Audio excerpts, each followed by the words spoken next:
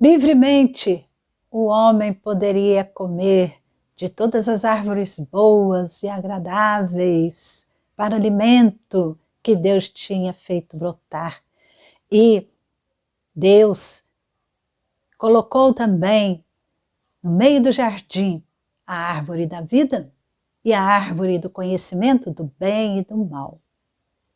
Livremente eles poderiam comer a única árvore que foi negada ao homem de tomar o fruto e comer foi a árvore do conhecimento do bem e do mal.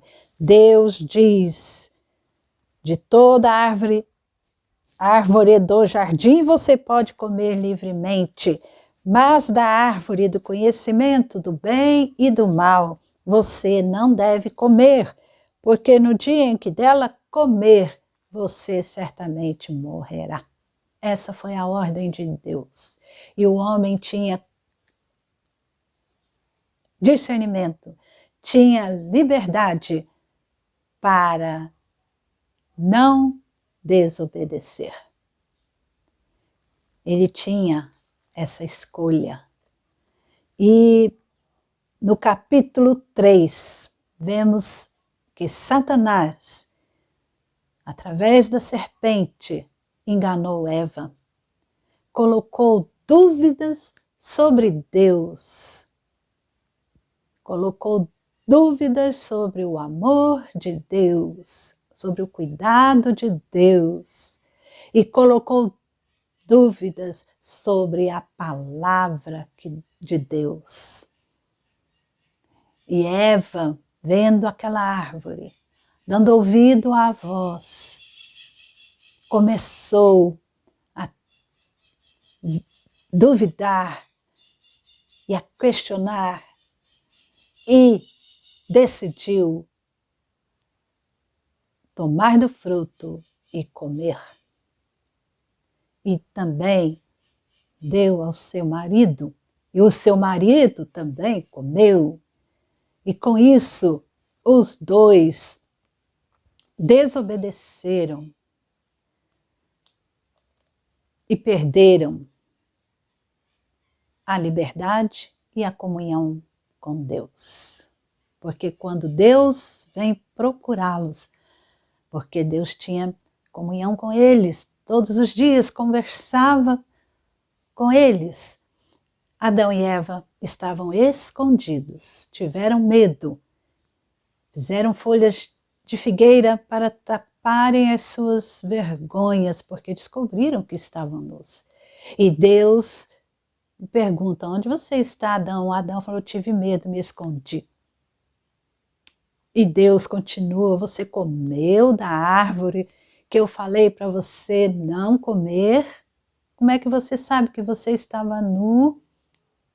Eles perderam a liberdade, perderam a inocência, perderam a santidade. Agora, eles estavam com medo de Deus e se esconderam.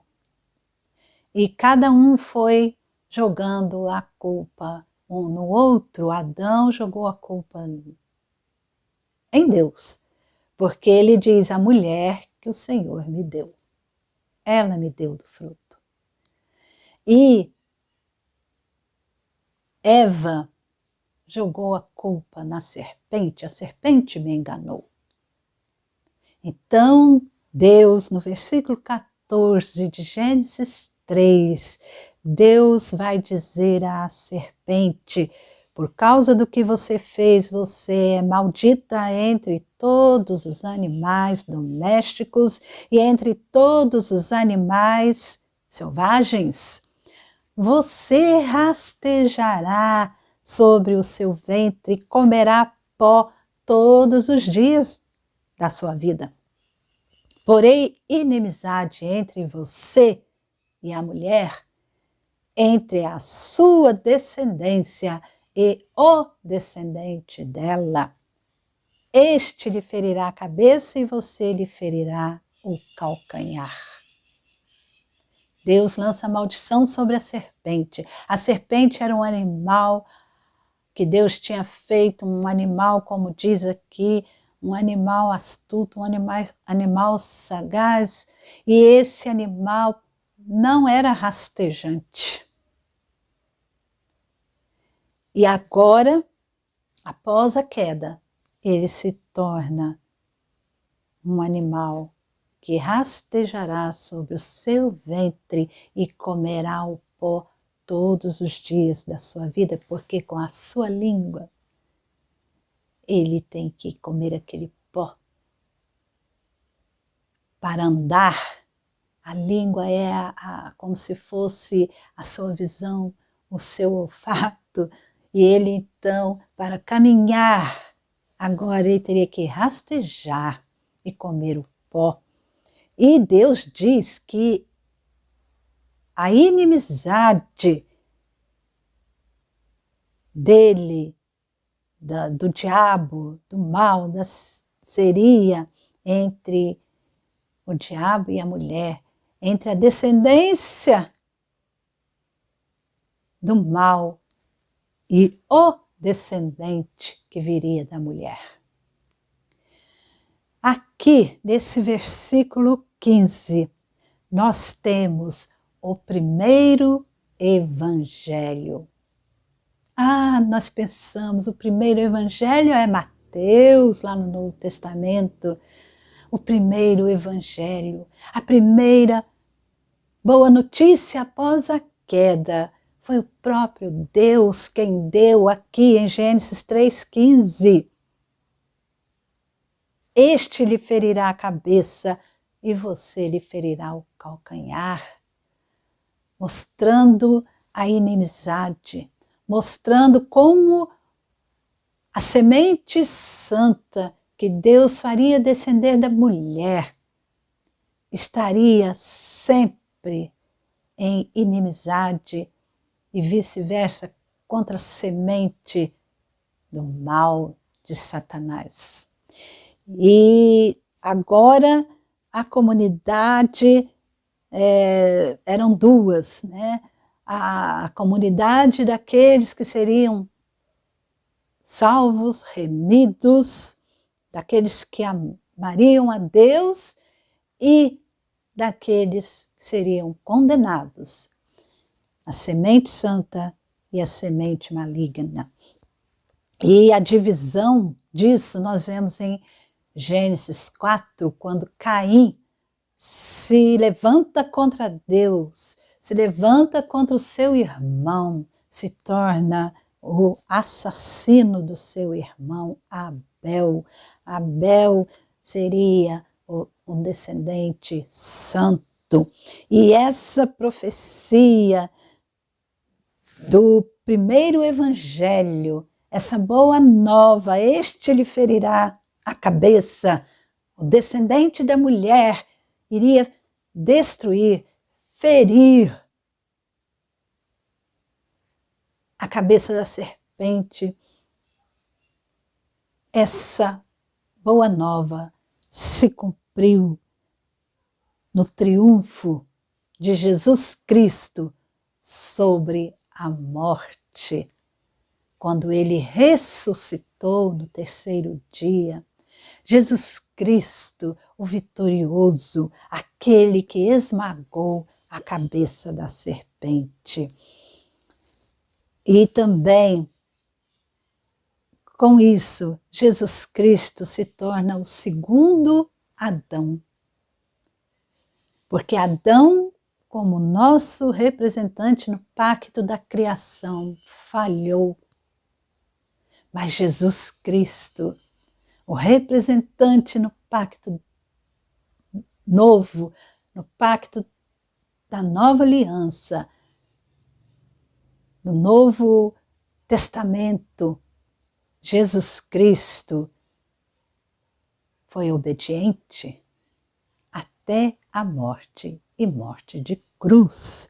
E com isso, ele cumpriu essa profecia de Gênesis 3,15, do primeiro evangelho, e ele cumpriu quando triunfou e também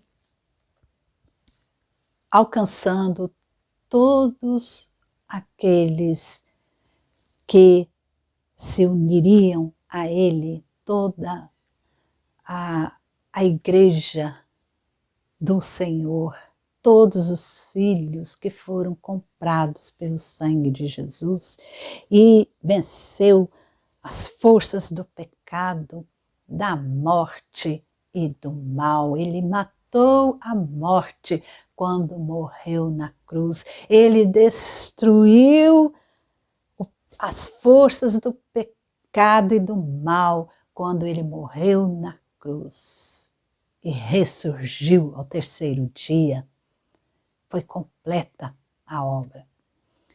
E tudo isso, antes dele ressuscitar, ele iria sofrer. Sofrer. O descendente da mulher deveria sofrer para conquistar essa vitória. Haveria inimizade entre a descendência e o descendente. Haveria luta, porque ele teria que conquistar uma nova comunidade, conquistar essas pessoas para Deus, conquistar do domínio do mal, do domínio de Satanás, conquistar para Deus, para si. Mas o sofrimento será vitorioso, porque ele venceu na cruz de Cristo. E através da cruz, todos nós temos os nossos pecados expiados, perdoados em Cristo Jesus. E quando ele voltar, a segunda vinda de Jesus, aí será glória, será a consumação final. Deus agora introduz a sua intenção e método para desfazer os efeitos malignos das misérias do pecado, que a influência de Satanás agora teria sobre o reino. Deus introduz essa alteração, que aquele pacto na criação agora seria um pacto da graça. Esse pacto da graça já estava ali dentro daqueles limites ali, daquele momento da criação. Esse pacto da graça tornou-se como se fosse assim um segundo cordão do relacionamento, do amor de Deus com o ser humano. E desse amor de Deus com esses vice-gerentes da criação, e desse amor de Deus para com o reino universal, seria um cordão, e esse cordão iria unir, restaurar, fortificar, aperfeiçoar e, consequentemente, trazer a consumação completa daquilo que Deus pretendeu e iniciou na obra, no seu momento de criação de todas as coisas. E como Deus iria fazer isso? É o que trata Gênesis 3,15, essa boa notícia. E o descendente da mulher vem, vocês pecaram. Vocês fizeram o que era mal, Adão, a mulher, agora a mulher ia sofrer mais ainda, teria na sua gravidez, teria com muita dor os seus filhos, o desejo dela seria para o seu marido. Adão, ele teria fadigas terra seria maldita, toda a terra seria maldita, e ele teria que trabalhar de uma maneira cansativa. Antes ele trabalhava de uma maneira sem se cansar, agora em fadigas. Você obterá dela o sustento, a terra iria produzir espinhos, iria produzir ervas daninhas, e você comerá a erva do campo, e no suor do seu rosto você comerá o seu pão, até que volte à terra, pois dela você foi formado. Porque você é pó, e ao pó voltará. Então, descendente da mulher que esmagaria a cabeça da serpente, essa boa notícia foi dada ao homem lá no jardim após a queda. E após tudo isso, Deus fez roupas para o homem e a sua mulher. Deus fez roupas de peles. Peles de quê? De animal.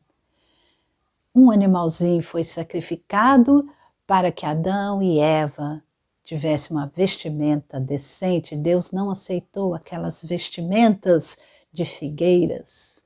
Não.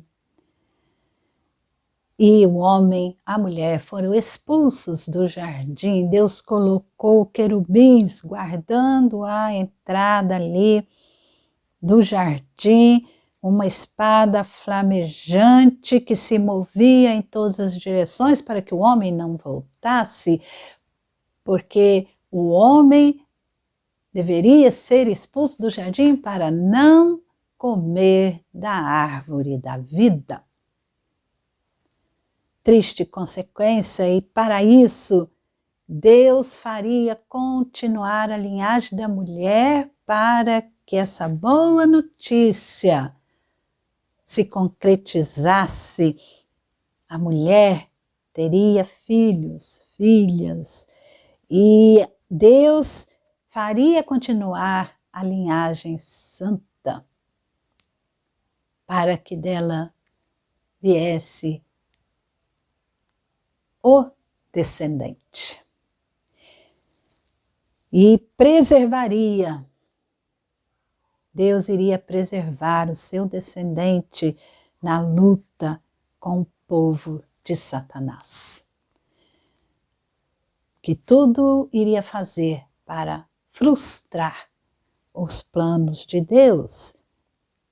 E é a história que vai se desenrolar a seguir através da palavra que nós lemos. Em Gênesis, Adão está ligado a todos os patriarcas, e por meio deles a toda a humanidade. Adão nos representa. E Paulo diz, em Adão todos morrem. Na primeira carta aos Coríntios, no capítulo 15, o versículo 22, Paulo diz, porque assim como em Adão todos morrem, assim também todos serão vivificados em Cristo Jesus, em Cristo, o Senhor vitorioso. O que Paulo está falando é o que está claro aqui em Gênesis. É o que está aqui em Gênesis 3,15. Está claro na Bíblia, está claro no Novo Testamento. O descendente é Jesus Cristo, aquele que venceu. É o Senhor Jesus. Paulo torna de maneira bem clara isso que está aqui em Gênesis 3,15. E nós podemos dizer que todo sentido faz a condição humana quando nós lemos sobre a queda. E Deus tem planos para o seu povo, para aqueles que são deles, e com base nas suas promessas, com base nelas e confiantes agora naquilo que Cristo fez na cruz, aguardamos a completa redenção de todas as coisas. Mas nós não permanecemos de braços cruzados, não, porque nós somos agentes da aliança com Deus em nossos dias, então devemos nos manter obedientes àquilo que Deus ordenou, às ordens espirituais, sociais e culturais, a ordem de cultivar o nosso relacionamento com Deus, amar a Deus sobre todas as coisas, de todo o coração, de todo entendimento, de toda a alma. Também os laços familiares, laços sociais, amar ao próximo como a ti mesmo e exercer o domínio com piedade sobre tudo aquilo que Deus criou. Em Cristo Jesus nós podemos, somente em Cristo Jesus. Agora estamos sobre esse novo pacto, a graça,